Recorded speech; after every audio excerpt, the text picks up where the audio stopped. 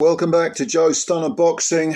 Jai Opetaia gets his old IBF title back. He wins the vacant belt by defeating his old foe Mairis Briedis from Latvia.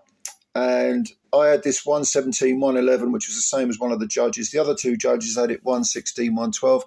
Doesn't quite tell the whole story though, because Opetaia, he came out, he looked young and sharp. Briedis looked crafty but old, and that's what I thought initially. In actual fact, what you have to bear in mind is that Briedis hasn't fought since they first fought. So in the first fight, Opetaia had a busted jaw in two places. It was hanging off by ligaments, according to him. Briedis had a busted nose. It was an absolute war, and Briedis hasn't fought since. Opetaia has fought twice. He's knocked out a couple of UK Brits, both English, weren't they? Yeah, Jordan Thompson and they were both English. Jordan Thompson and Ellis Zorro, two Englishmen he got rid of in quick time, and he looked devastating doing it. But Briedis is a different beast, because even though he's 39 years old, even though he came in with all that ring rust on him, this guy hung tough, to put it mildly. He's Latvia's only world champion, the only world champ from Latvia. And for the first 6 rounds, Opetaia just looked too sharp, too young, too good. Briedis couldn't find his time and he couldn't control the range. Opetaia was winning the fight with his feet as much as his fists. Briedis too slow, plodded after him a bit too much. And Opetaia just looked like he was going to win this an easy 12-round decision. Then in the seventh round, he started to bust up Briedis. He landed a huge backhand, southpaw left, exploded Briedis' nose, clearly broken again, and he tore after Briedis, kept whacking him. Briedis looked in a lot of trouble, not shaken, not really buzzed, but just like he was getting beaten up, as well as beaten. And this continued until round 10. And then suddenly, out of nowhere, Briedis, almost like, okay, I've got a quarter of this fight left to get the job done. I'm not going out like that. I'm going to put it all on him. I'm going to leave everything in the ring.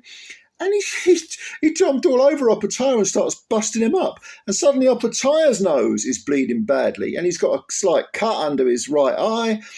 And, Briedis is tearing after him. Now, this continued in the 11th round. He was suddenly beating up Opetaia, having had the crap beaten out of him for 9 rounds. It's almost like he got a second wind, or he woke up, or he shed the rust, or something happened.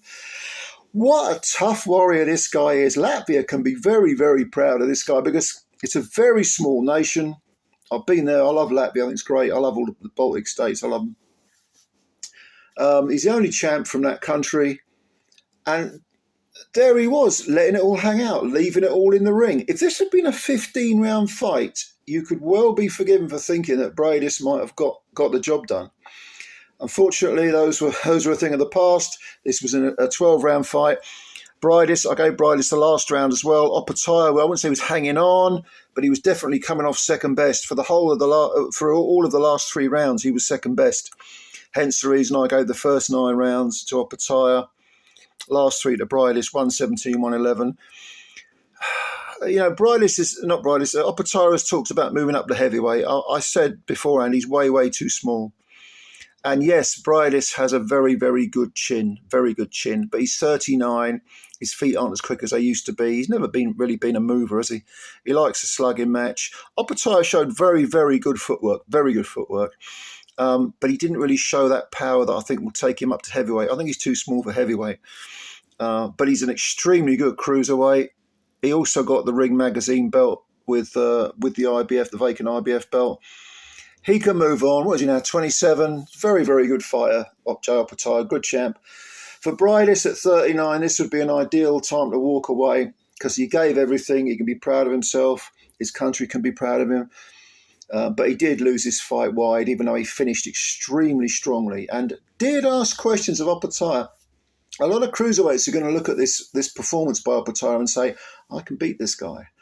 Well, that depends on whether you're as tough as Mairis Briedis, because Briedis, steel jaw, absolutely steel-jawed man, and a total warrior. No quitting him whatsoever. And Briedis, as with the first fight between these two, I think Opetaia actually, he showed that he can hang tough as well, because we all know about the busted jaw in the first fight. He showed an awful lot in this fight too, an awful lot of guts. So it was a good fight. It wasn't particularly thrilling. The last 3 rounds was great when they started really exchanging, but there were too many lulls for the first 9 rounds. It was a little bit dull. But yeah, Opetaia is the IBF champ again. So what did you think of this fight? Give me your opinions. Let me know what you think Briedis should do. Where do you think Opetaia should go from here? And yeah, we got the big one to come. Alexander Usyk versus Tyson Fury. Can't wait. Not long now. All right, guys and girls, thank you for your time. Please subscribe to the channel if you're new and hit the like button, because it takes a second to hit the subscribe button and the like button, and that's your lot. Thanks. I'll catch you later. Bye-bye for now.